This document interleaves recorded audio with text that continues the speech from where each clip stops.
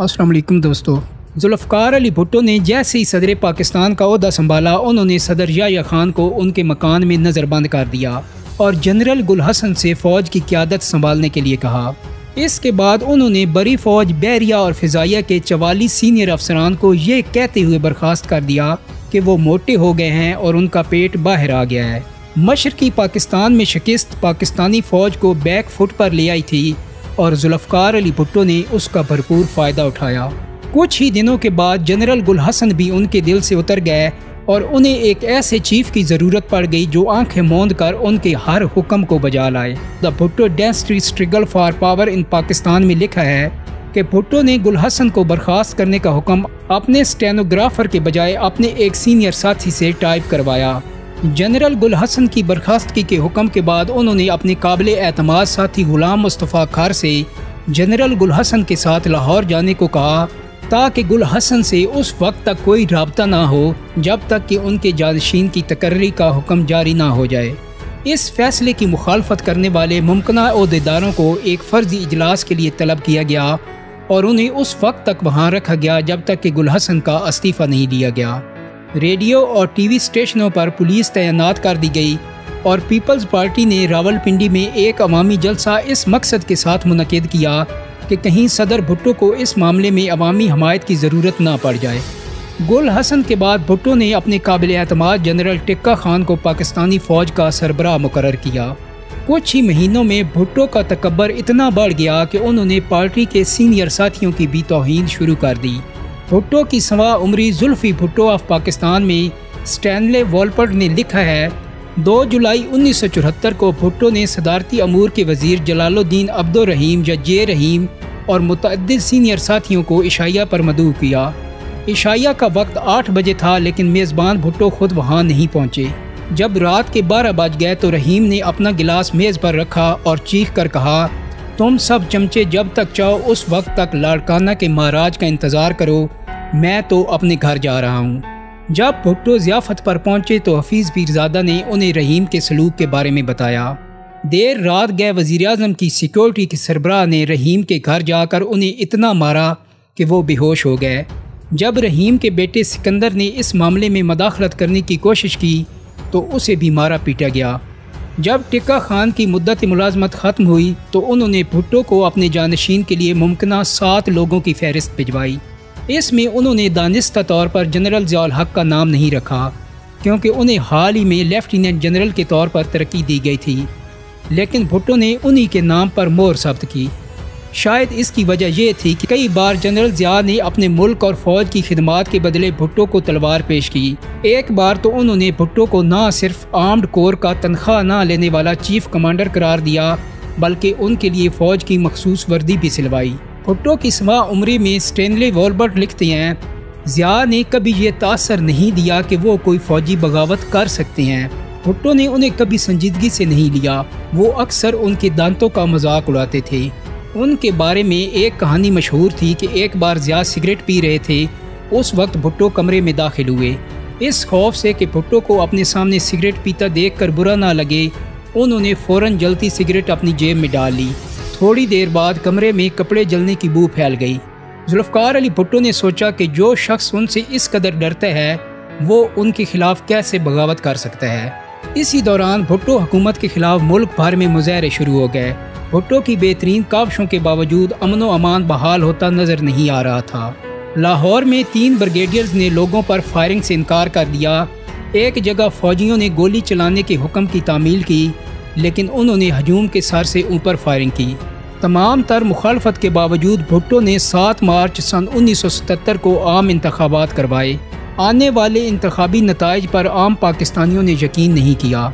भुट्टो की peoples party को कौमी असम्बली की 200 में से 155 नशस्तें मिली, जबकि हिज़्ब इख्तिलाफ पीपल्स नेशनल अलायंस को इस कदर तशहीर के बावजूद सिर्फ 36 नशस्तें मिली।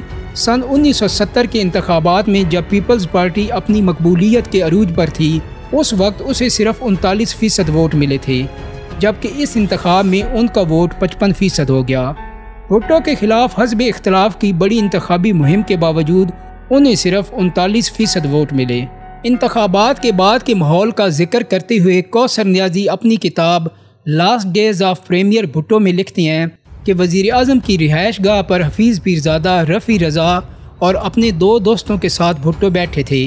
पीरज़ादा की तरफ देख कर उन्होंने पूछा, हफीज़ कितनी नशिस्तों पर धांधली होगी? उनका जवाब था, सर 40 पर। भुट्टो ने कहा, हम अपोजिशन से इन नशिस्तों पर दोबारा इंतखाब लड़ने के लिए नहीं कह सकते, हम इन सीटों पर उनके खिलाफ अपना उम्मीदवार नहीं खड़ा करेंगे। भुट्टो चाहते थे कि वो लाड़काना से बिला मुकाबला मुंतखब हों। भुट्टो के खिलाफ लड़ने वाले PNA उम्मीदवार को एक और सीट लड़ने की पेशकश की गई थी और उन्हें यह भी बताया गया था कि वो बिला मुकाबला जीत जाएंगे, लेकिन उन्होंने इस पेशकश को कबूल नहीं किया। नतीजा ये हुआ कि उन्हें अगवा कर लिया गया ताकि वो अपने कागजात नामजदगी ना भर सकें। जॉन्स लिखते हैं कि हफीज़ पीरज़ादा ने उन्हें बताया था कि इंतखाबात में गड़बड़ इस वाक़या से शुरू हुई थी। भुट्टो को देखकर पीपल्स पार्टी के 18 उम्मीदवारों ने भी ये यकीन दहानी चाहिए थी कि कोई भी उम्मीदवार उनके खिलाफ ना खड़ा हो। पाकिस्तान के मारूफ साफ़ी खालिद हसन ने अपनी किताब rear view mirror for memorise में लिखा, भुट्टो के एक मुशीर राजा अनवर ने फ़ौजी बगावत से ज़रा कबल भुट्टो और जनरल टिक्का खान के माबैन एक मुलाकात देखी थी। भुट्टो ने टिक्का खान से कहा, जनरल आपको याद है आपने ज़िया को आर्मी चीफ बनाने की मुखालफत की थी, अब आपको एतराफ़ करना पड़ेगा कि मैंने सही फ़ैसला किया था। अगर कोई दूसरा आर्मी चीफ होता तो वो अमन व अमान का उज़र बनाकर अब तक ये इक़्तिदार संभाल चुका होता, लेकिन 7 घंटे बाद ज़िया ने भी वही किया। गिरफ्तारी के बाद भुट्टो पर अपने सियासी हरीफ मोहम्मद अहमद खान कसूरी के कत्ल का इल्ज़ाम आयद किया गया। सरकारी गवाह महमूद मसूद ने गवाही दी कि जुल्फ़कार अली भुट्टो ने उन्हें कसूरी के कत्ल का हुक्म दिया था। विक्टोरिया स्कोफील्ड अपनी किताब में लिखती हैं कि मौलवी मुश्ताक हुसैन 5 जजों की बेंच के सरबराह थे। भुट्टो के साथ पुरानी दुश्मनी थी। जब भुट्टो इक़्तिदार में थे तो उन्होंने 2 बार जूनियर जजों को उनसे पहले प्रमोट किया था। समाअत के दौरान जब भुट्टो ने अदालत में खसूसी तौर पर तामीर शुदा कटहरे में बैठे जाने के हुक्म पर बरहमी का इजहार किया तो मुश्ताक हुसैन ने तंज़िया लहजे में कहा, हमें मालूम है कि आप आराम तलब ज़िंदगी गुजारने के आदी रहे हैं। इसका ख्याल करते हुए हमने कटहरे में आपके लिए कुर्सी का बंदोबस्त किया है, वरना आपको आम मुजरमों की तरह बेंच पर ही बिठाया जाता। मुश्ताक ने भुट्टो को सज़ाए मौत सुनाई। भुट्टो ने उसके खिलाफ सुप्रीम कोर्ट में अपील की। फरवरी सन 1979 में सुप्रीम कोर्ट ने भी हाई कोर्ट के फैसले पर 4-3 के फ़र्क से मोहर लगा दी। जोन्स लिखते हैं, इससे पहले कभी भी कत्ल की साजिश के मुकदमे में मौत की सज़ा नहीं सुनाई गई थी और न ही अदालत उज़्मा के जजेस मुजरिम की सज़ा और जुर्म के बारे में मुतफ़िक थे। इस सज़ा पर यह भी सवालात उठे थे कि मुलजिम को उस वक्त भी कत्ल का मुजरिम ठहराया गया, हालांकि वो जाए वक़ूआ पर मौजूद नहीं था। भुट्टो ने फैसले के खिलाफ नज़रसानी की दरख्वास्त भी दायर की, लेकिन उसको इस बुनियाद पर मुस्तरद कर दिया गया कि इसमें यह बहस नहीं की गई कि पिछले 2 मरहलों के फैसले में कानून की खिलाफ वर्जी हुई है। रूस के सदर ब्रेज़फ, चीन के सरबराह गियो फेंग और सऊदी अरब के शाह खालिद समेत दुनिया भर के मुतअद्दिद रहनुमाओं ने भुट्टो की सज़ा को माफ़ करने की अपील की। बरतानिया के वज़ीर-ए-आज़म जेम्स ने जनरल ज़िया को 3 ख़त लिखे, जिसमें एक ख़त के आखिर में उन्होंने लिखा, बतौर फ़ौजी आपको एक पुरानी बात याद होगी कि मैदान जंग में तो घास बहुत जल्द ही आग पकड़ती है, लेकिन तख्तादार पर कभी नहीं। लेकिन ज़िया ने भुट्टो को फांसी देने का इरादा कर लिया था। आखिर में मामला रहम की दरख्वास्त तक जा पहुंचा। पाकिस्तान में ये ज़रूरी नहीं कि मुजरिम या उसके अहले खाना की तरफ से सदर के पास रहम की अपील की जाए, लेकिन फिर भी इस ख्याल के तहत कि कहीं ज़िया ये बहाना बनाकर भुट्टो को फांसी ना दे दें कि उनके अहले खाना ने उनके लिए कुछ नहीं किया, भुट्टो की एक बैन शहरबानो इम्तियाज़ की जानिब से रहम की अपील की गई। 1 अप्रैल सन 1979 की शाम को जनरल ज़िया ने सुर्ख रोशनाई में 3 अल्फाज लिखे, पेटिशन इज़ रिजेक्टेड, यानी अपील मुस्तरद की जाती है। दोस्तों, उम्मीद करता हूँ कि पाकिस्तान की तारीख़ की ये इन्फॉर्मेटिव वीडियो आपको ज़रूर पसंद आई होगी। अगर वीडियो अच्छी लगी है तो इसको लाइक और शेयर कर दें। मेरे चैनल को सब्सक्राइब करने के साथ साथ बेल आइकान को भी क्लिक कर दें ताकि आपको मेरी आने वाली मज़ीद वीडियोज़ के नोटिफिकेशन मिलते रहें। बहुत जल्दी एक नई वीडियो के साथ मुलाकात होगी। अपना बहुत सारा ख्याल रखिएगा। अल्लाह हाफिज़।